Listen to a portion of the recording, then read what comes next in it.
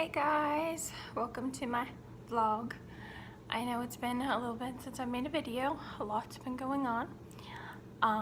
Went to my pulmonologist last Thursday. Yes, finally. He was out for a little bit and I am officially declared healthy. My lung is much better. There is no signs of infection. My x-ray was clear. My blood work was perfect. Everything is great. I no longer have to take my nebulizer all the time. That's what it felt like 4 times a day. So that's only PRN, which means as needed for people that don't speak medical language. I'm very grateful. I'm very happy. I'm back to work, which is going great. I'm glad to be back with everyone that I love. And it's just perfect. So I just wanted to get on here and talk about being grateful. It's really easy when you go through storms to forget about everything that you're blessed with. It's really easy to take things for granted. It's really easy to forget that there's people that are sicker than you, that are going through worse things than you are. And that's hard to remember when you're going through that challenge. But this last hospitalization, that was a big struggle for me. You know, there was moments where there was actually a few days where it was just negative and throwing a woe is me party and, you know, why is this happening to me again and why is God doing this? And I was angry with God for a little bit there, and you know, was just like, why is this happening to me again? You know, I just got better. What is the point? What is the plan? And it's kind of that I'm a person likes to have control of things, and I like to know what's happening. So to be able to just take a breath and say, okay, God, I'll let you control everything and you make all the choices and you direct my life.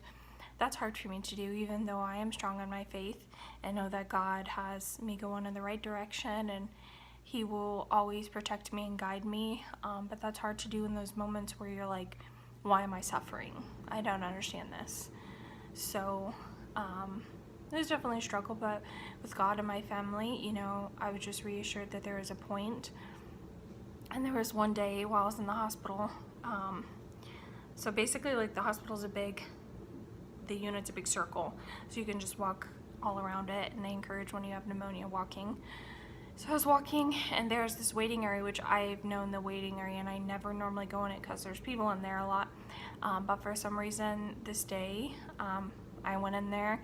There's these great big windows and I was just looking out the windows and there was this older woman sitting there, and I could just really sense she was overwhelmed, and I said hello to her, and I was wearing my mask, of course, and had my IV pulled and all that good stuff, so I probably looked a little scary.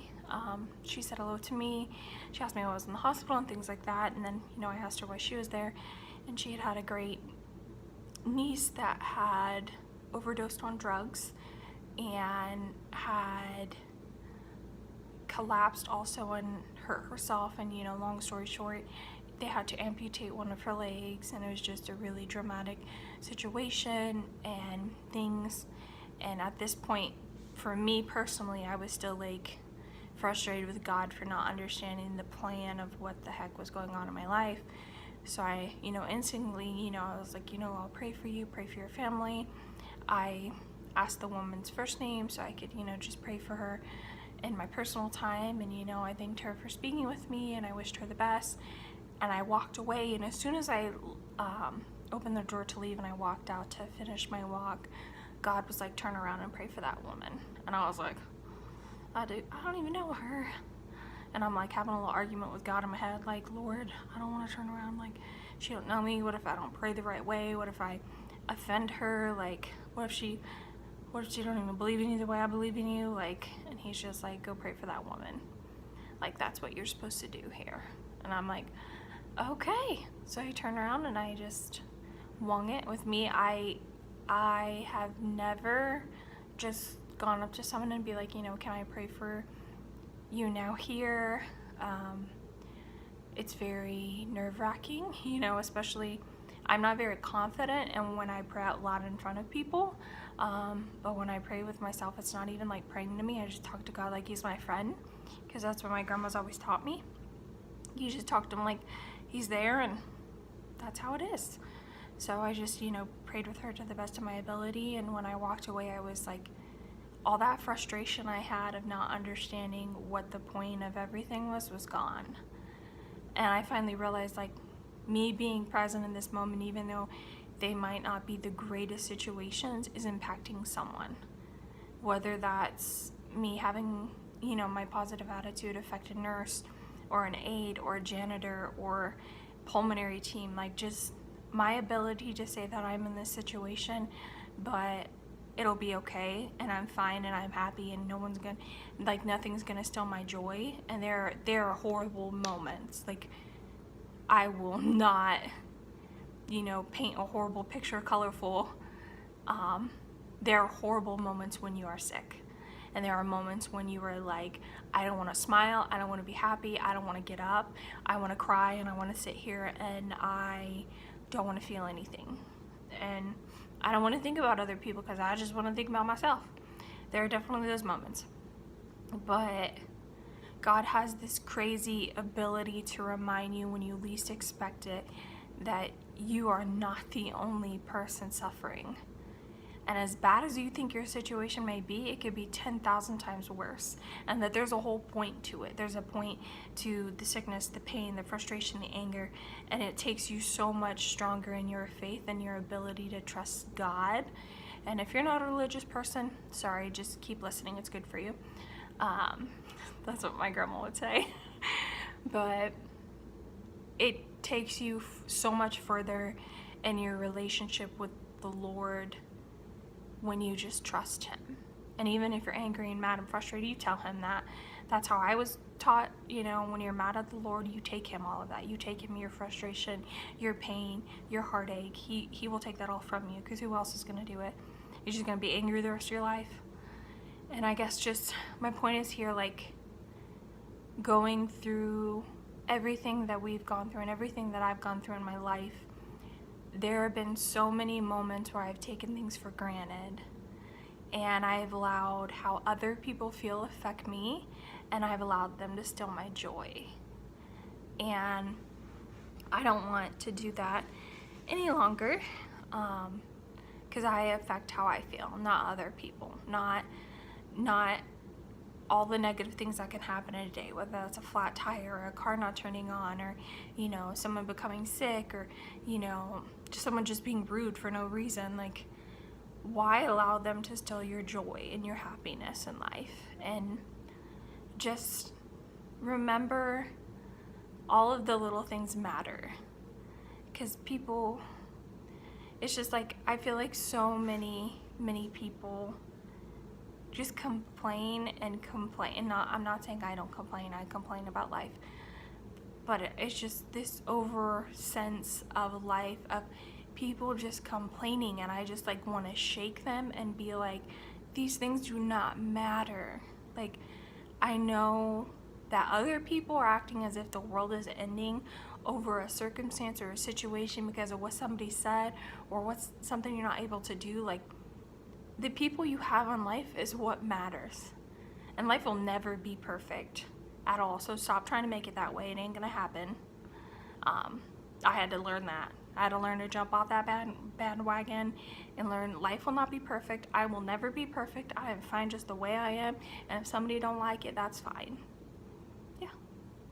But just all of the little things that go wrong in life and in your day and in family and things, they just, why spend so much time worrying or being consumed by them when you're wasting so many moments and time? And I mean, I'm not saying that in life you shouldn't get upset over things.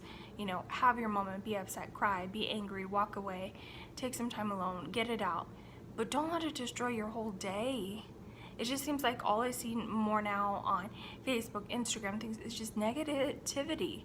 Like, oh, this happened and that happened, and beep beep beep this person and blah blah blah. Like, what happened to kindness? Like, what happened to happiness?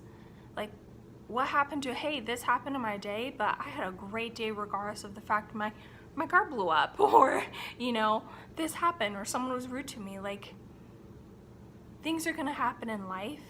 Don't allow the negativity of this world to steal your joy and your happiness and your love, most of all. Like, I myself have been working on that, you know, the last several months, just trying to be more positive and more aware of how I react to situations and how I absorb people's feelings, because other people's stress is not my stress at all. I will not take that on, Kimosabi. Like, why allow that? Why allow how someone acted negatively towards me because they don't even know me or know a situation ruin my whole day or my whole week, or make my anxiety increase or my mood change? Like, no, it ain't even worth it. Like, just be grateful for what you have in life and know you are blessed, and know you affect yourself, not people affect you. And just remember, no matter how horrible a situation can be, there's always someone worse off out there. My grandmother taught me that young on. I remember, I think it was like 9 or 8, and I had this like school dance I wanted to go to, and I had to go to my pulmonologist's office, and I had been sick for like 2 days only. So I was like, oh, I know it's not that bad yet.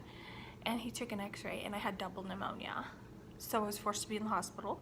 So I missed the school dance, of course. And I remember like being so angry, and this was like genuinely probably the first time I acted out like emotionally angry wise and took it on the people around me.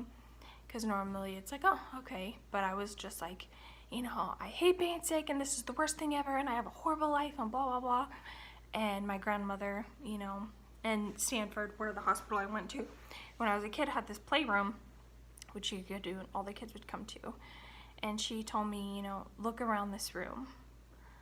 Every child here is sicker than you are.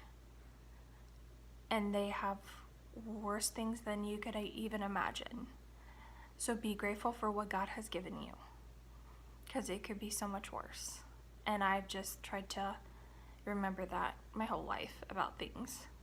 So I'm just grateful for the positive people I've had in my life and influenced me.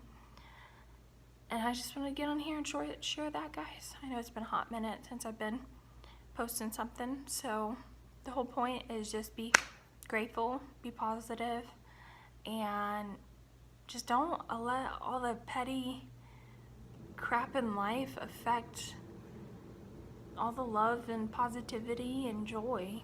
Like, why waste your life away being full of anger and frustration and anxiety over stuff that doesn't even matter? Like, people and moments matter, because at the end of the day, that's what we love. That's what we regret missing out on. So soak up all the moments you can in 2019, and I hope y'all are doing great. Thank you.